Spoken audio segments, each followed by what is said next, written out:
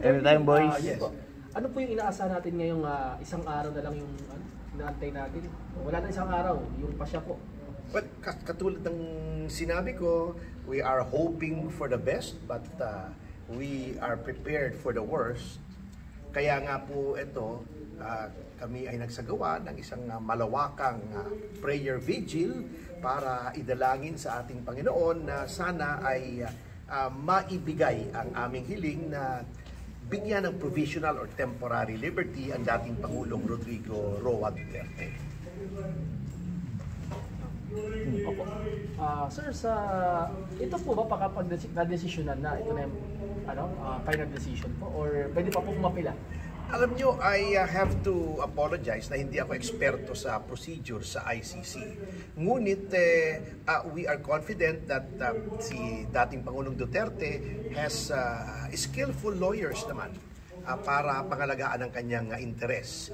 And sabi nga namin, we are hoping na sana itong desisyon na to ay hindi na kailangang iapila sapagkat magiging favorable. We are keeping our fingers crossed, we are keeping our prayers strong, and we are keeping our faith in the wisdom of our Lord. Kumusta po bang kalagayan ni PRRD, attorney, as per mga natatanggap yung information? Well, second hand lang po ang impormasyon ko sapagkat alam niyo naman po masyadong restricted yung access sa kanya. Pero of course,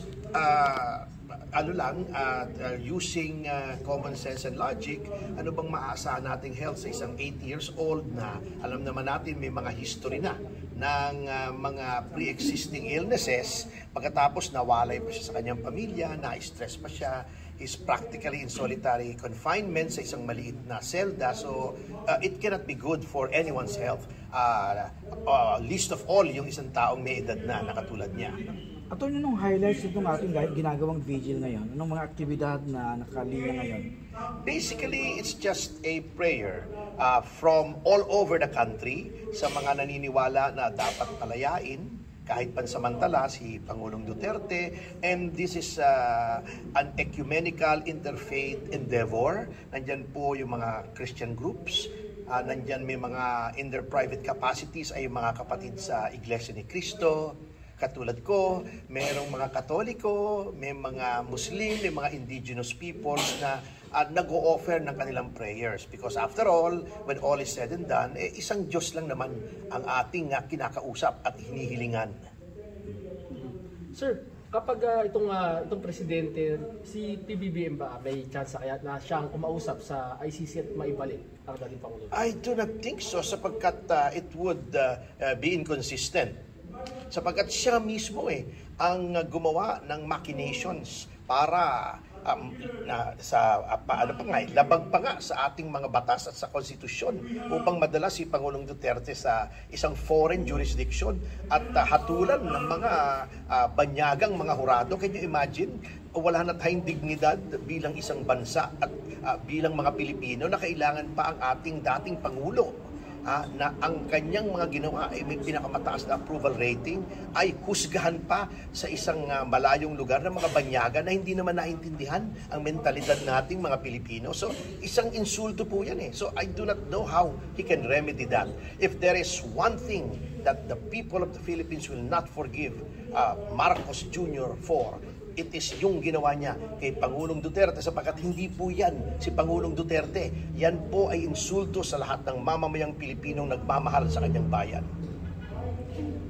Sir, may ba tayo? Sir, sa tingin niyo sa ginagawa pong investigasyon pala ngayon ng ICI, may mapapanagot po kaya talaga dyan? Or yung mga kalaban lang po sa politika? You're talking about the Independent Commission on Infrastructure supposedly. Wala na pong independence yan. Kita nyo sabi nila noon, sila ay magiging transparent. Gumawa pa sila ng guidelines para sa live streaming.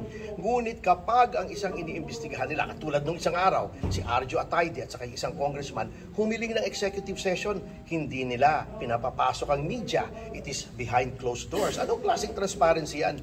Meron kang provision sa live streaming, pag hiniling ng kahit sino, executive session, susundin mo? Number 2, bakit ba lagi nakabuntot si Secretary Vince Dizon sa ICI sa pag-iimbestiga? Akala ko ba independent ang ICI? Ang Secretary of Public Works and Highways ay alter ego ng Presidente. Siya ay representative, parang siya ay isang agent ng Presidente. Hindi po independent yan. Why is the ICI getting input from a person who is under the direct control and supervision of the President? Pagkatapos, ang kanilang mga findings ay pino-forward pa nila sa ombudsman na alam naman natin na hindi rin independent, na at yung Malacanang ay pinilipit ang lahat ng batas, nag-bend the law, nakatakot-takot na bend the law para lang maipasok bilang ombudsman. So anong aasahan pa po natin sa investigasyon na ito? Okay. Okay. Jomer. Okay, thank you. Thank